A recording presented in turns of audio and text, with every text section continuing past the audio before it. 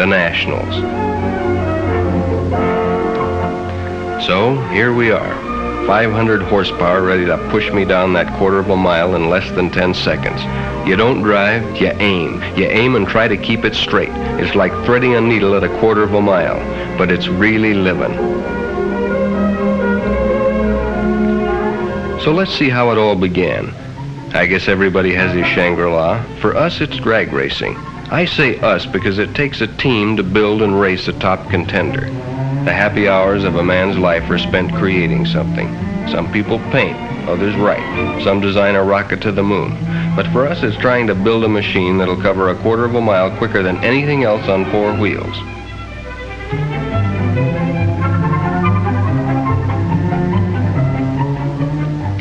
Lefty and Tom are high priests in our temple. Lefty works in electronics and Tom's a mechanic.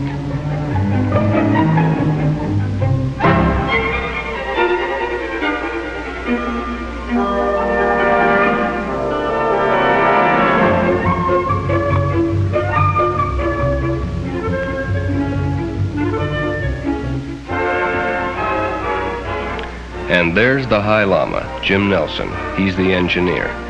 In real life, he's manager of a speed shop in Oceanside. Tom and Jim are brothers. There I am with the jacket supervising the job. You gotta keep an eye on these boys or someday you'll mash down on the throttle and head right into outer space. Takes a lot of doing to make a record run. These cars are more highly bred than a racehorse. In fact, this is probably the most specialized type of machinery in the automotive world.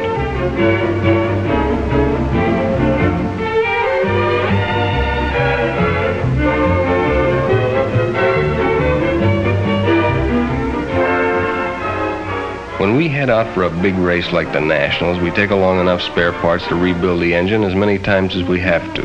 Reliability is almost as important as speed. It takes a combination of both to win. In fact, I've known it to happen where the fastest car isn't necessarily the winner.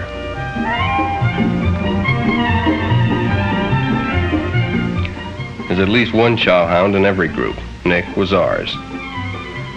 Nick and Mike had farther to come than we did, so we set up a rendezvous. Safer to travel by caravan, it's more fun too.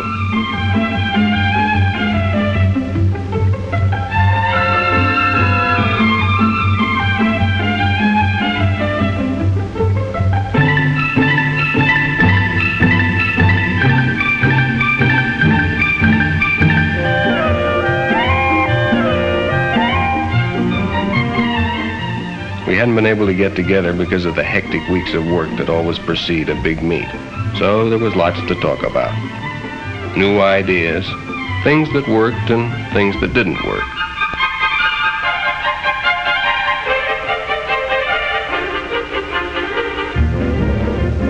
The Dragliner was our last year's winner. Nick purchased it when we built the Dragmaster. Mike and Nick were running it this year. It's a long haul from California to Detroit, so Lefty broke up the powwow and we got underway.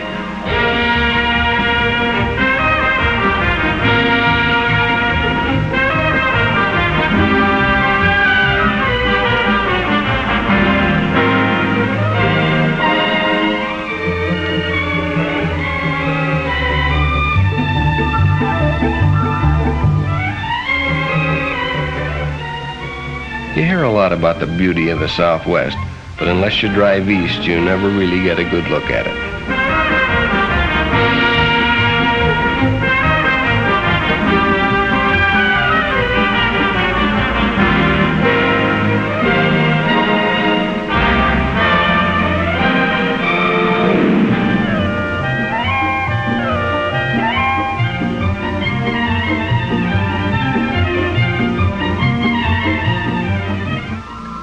Found a great barbecue place in Amarillo, and of course Nick was the first one in and the last one out. You wondered where he put it all until you looked down and saw those size 14 shoes.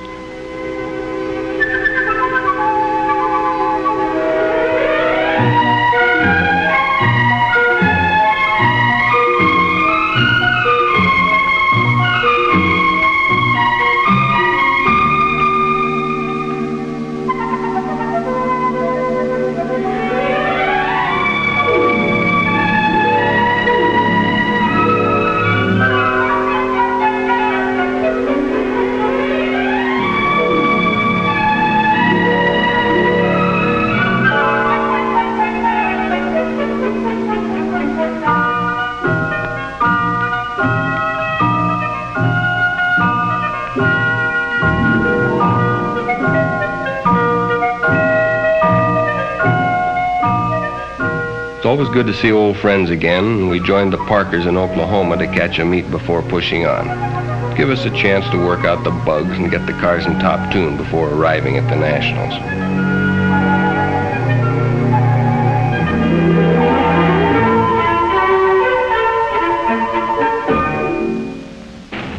Oklahoma had a regional meet. That's a Texas job burning up the track. My competition got off to a swirly start, which put me in the next round. There's Jamie Parker and his C. Gasser. And there goes his brother Phil and his A. Gasser, affectionately called Grandma. And here comes Nick in the dragliner, a little on the late side. Lady Luck was riding on my shoulder all day. And there's the Allison against the twin Chevy. You can't see it for the smoke, but the Chevy won. And so did we. Jamie got first in his class, and we won a savings bond for top elimination. And could we use it?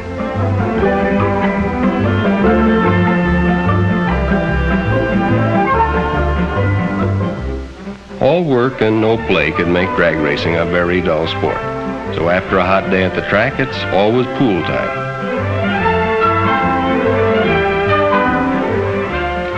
By the time we left Oklahoma, we had quite a caravan. 2 cars, a pickup, a rig, and 5 hot rods.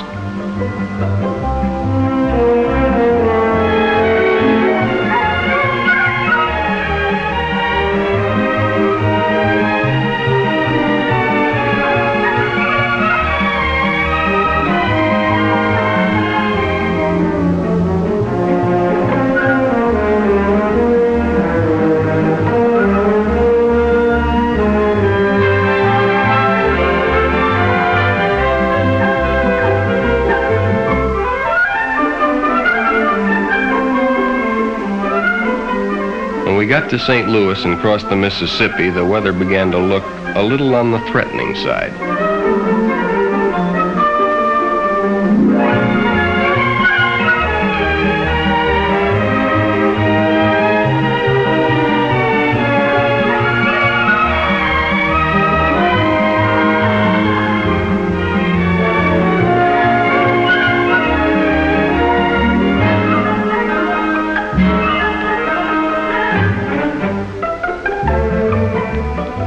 And in Illinois, the storm broke. From there to Detroit, it was solid.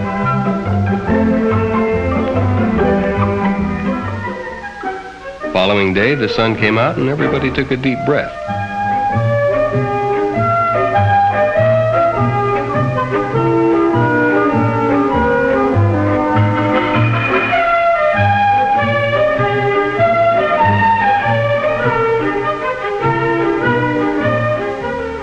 Even so, we almost lost the whole day unpacking everything and getting it dried out.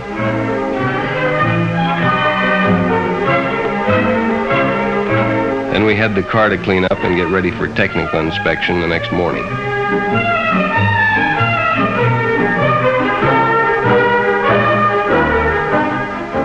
All cars must pass a thorough technical inspection by representatives of the National Hot Rod Association. The association's rules have been responsible for setting and keeping the high standards of safety so typical of modern hot rodding. Classes are divided according to body types, engine size, and weight of car. This affords a wide variety of creations for hot rod enthusiasts to develop.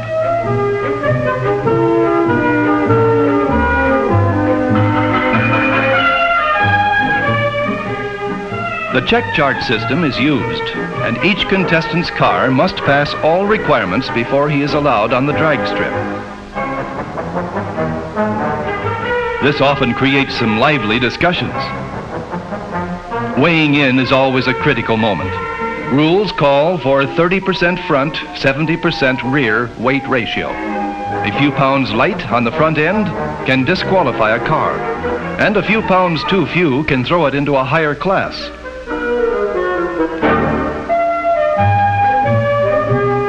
After technical inspection, the crew transports the car to the pit area, where a thorough tune-up is done before their first run.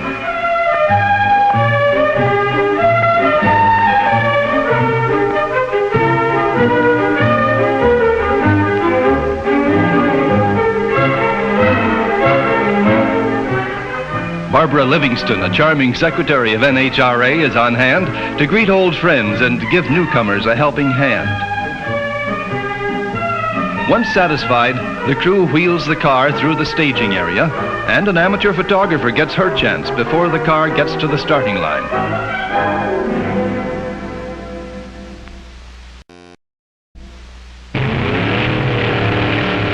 Now it's time for the crew and the driver to test the car and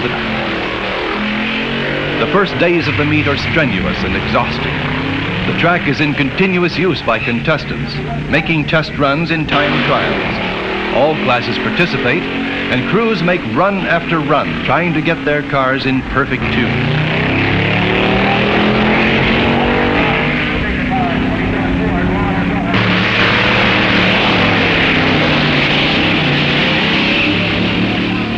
For the spectator, it's an exciting time too, because they have the opportunity to observe the many different classes in action and compare their elapsed times. It is not at all unusual for the meet's best elapsed time to be set during the time trials.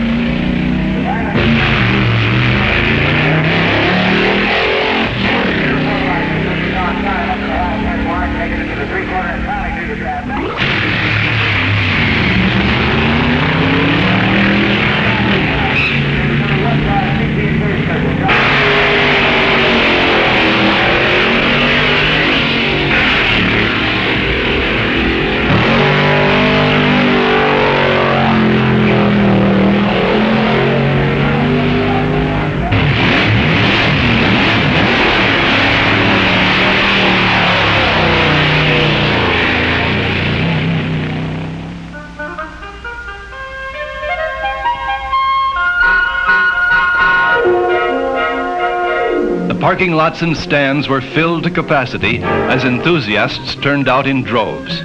Hot rodding has really come of age in the last decade.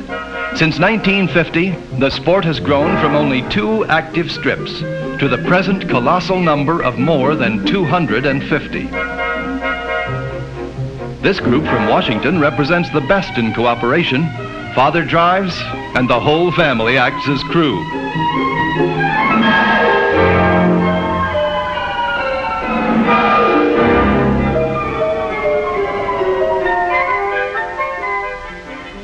Whether it's an airplane engine or a V8, there's always work to be done. And a cool drink hits the spot on a hot day.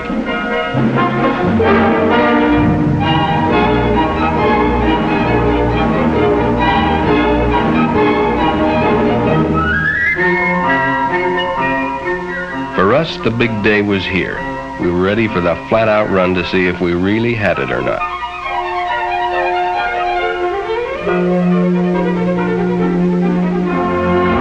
We checked with Champion and make sure we had the right heat range.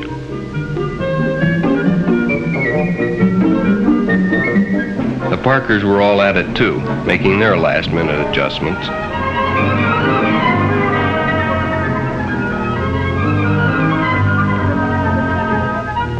A word with one of the toughest competitors, Chuck Jones, of the Sidewinder crew from Long Beach, California. And then we were ready to take her down to the line.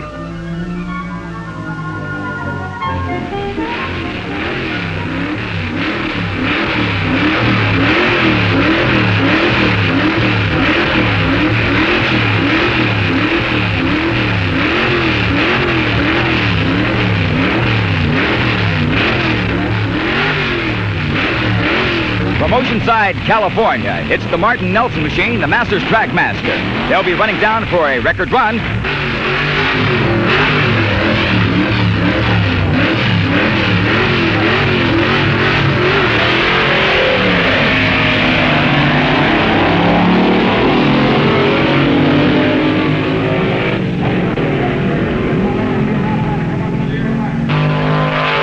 Down to the claps. With top elapsed time on our Chrontec clocks, a 9.12 seconds. The Nelson Martin machine, the Masters Dragmaster. With the lowest ET of the meet so far and a possible record, they had to check the gas to make sure we weren't on rocket fuel.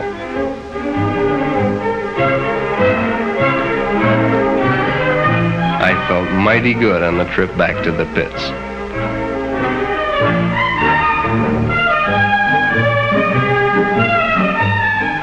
You never want to count your chickens, or however the saying goes, because the day of eliminations we heard those expensive noises when we fired her up.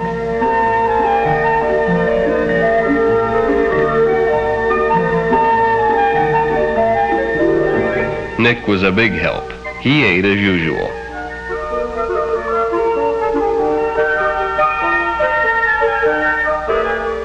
There was nothing to do but tear her all down and see what the trouble was.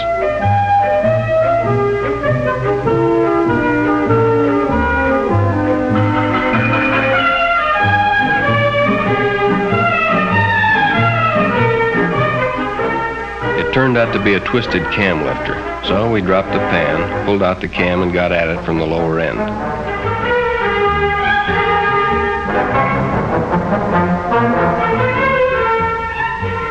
Fortunately, the cam was okay. The eliminations were starting and time was working against us.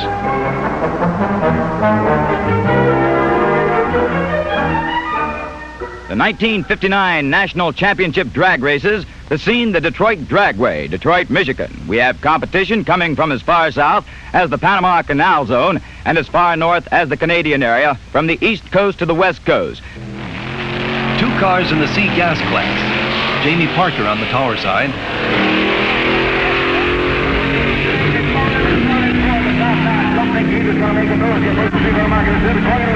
It looked like everybody in Detroit was in the stands.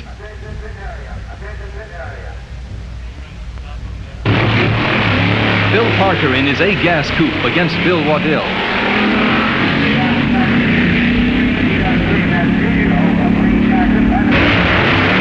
Two four-bangers with Ray Huckabee of Houston, Texas on the spectator side, taking an early lead.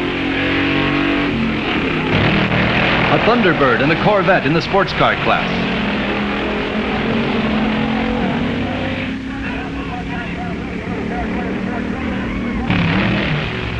Two Chevy sedans vying for class honors.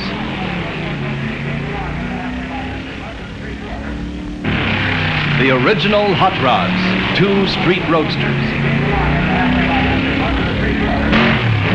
An Austin against a Fiat in the altered coupe class. The Cotton Pickens Special from Arizona taking the lead in the modified roadster class. In the competition coupe class, Nike and Veselka's last year's class winner blows up and loses to Robert Andrews of Ohio. Bernie Partridge in Misfortune from California gets a good start in the modified roadster class. With only minutes left, we got her buttoned up and down to the staging area.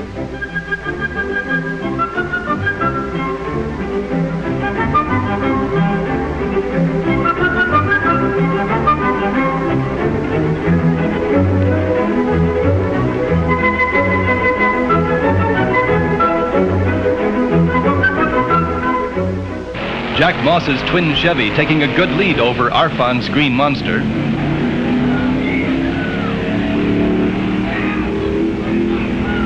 Tex Ishimaru taking an early lead in his A-Dragster. And the very beautiful Misfire III, a blown Chrysler dragster from California on the spectator side. 2 blown A-Dragsters getting off to a good start.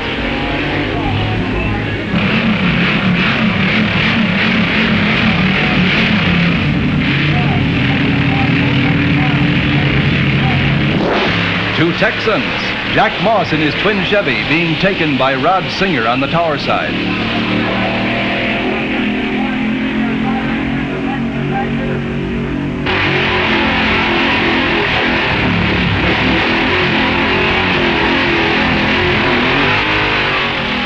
Dode Martin in the Dragmaster, losing to Tex Ishimaru.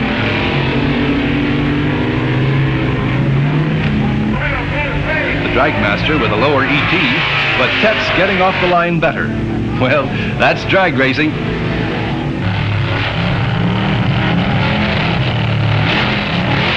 Herman Moser in his Ramrod getting off to a slow start.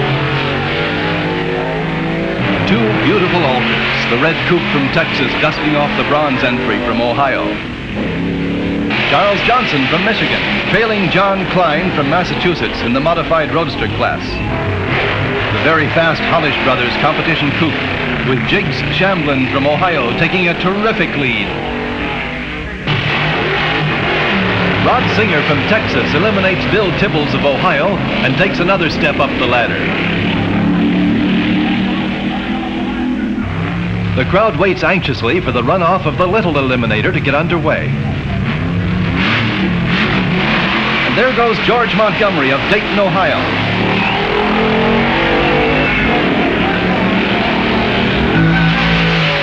The winner with hood flying. Otis Smith of Ohio, a roadster class winner, takes on Gabby Bleeker of Illinois, a altered winner, to win Middle Eliminator. Wally Parks, president of NHRA, talking to Mr. Ed Cole, general manager of Chevrolet, and Robert Peterson, publisher of Hot Rod magazine, with Mr. Tex Colbert, president of Chrysler Corporation. The grand prize, the DA Lubricants Chevrolet El Camino. Rod Singer on the way up to the line to run against Jiggs Shamblin for Mr. Top Eliminator. Rick gets a shot for Hot Rod as the crowd watches. And they're off. Up to the halfway mark, they're neck and neck.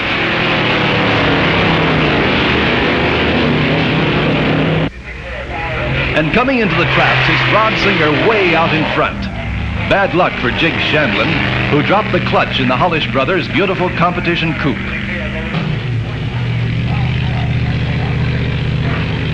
On the starting line, the Green Monster, 1945 Allison-powered dragster with much go.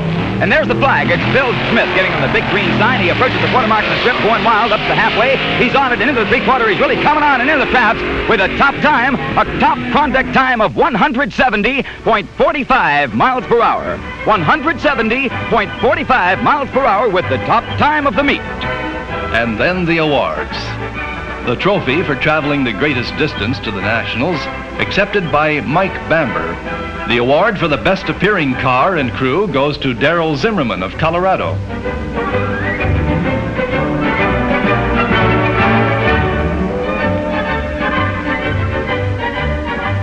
And the trophy for the best engineered car to Mr. and Mrs. Lindley's Misfire III from California.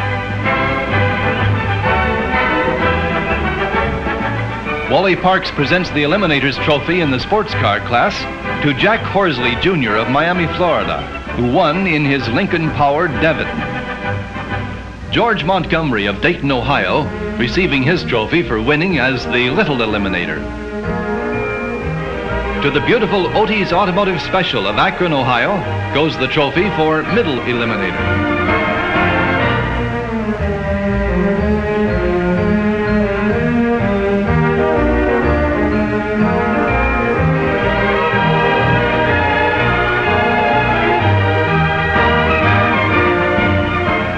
The Martin Nelson Dragmaster was considered, in the judge's opinion, the safest constructed car of the meet. They also won the trophy for the lowest ET. Wally Parks beckons to the crew of the Green Monster to share honors with Art Arfons for establishing a new top speed record on gas of 170.45 miles per hour. And here comes the Singer Miller car being pushed back to the winner's circle. The car that won the meet.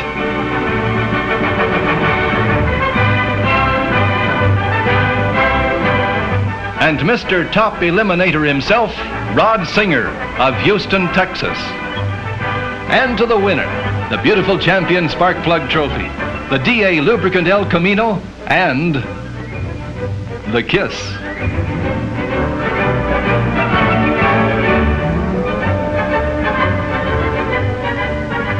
And so another Nationals draws to a close. Records have been set and broken. Ideas have been exchanged. Enthusiasts will return to garages and workshops to create new machines that will go a little faster and get from here to there in a little less time. For this is the story of ingenuity in action.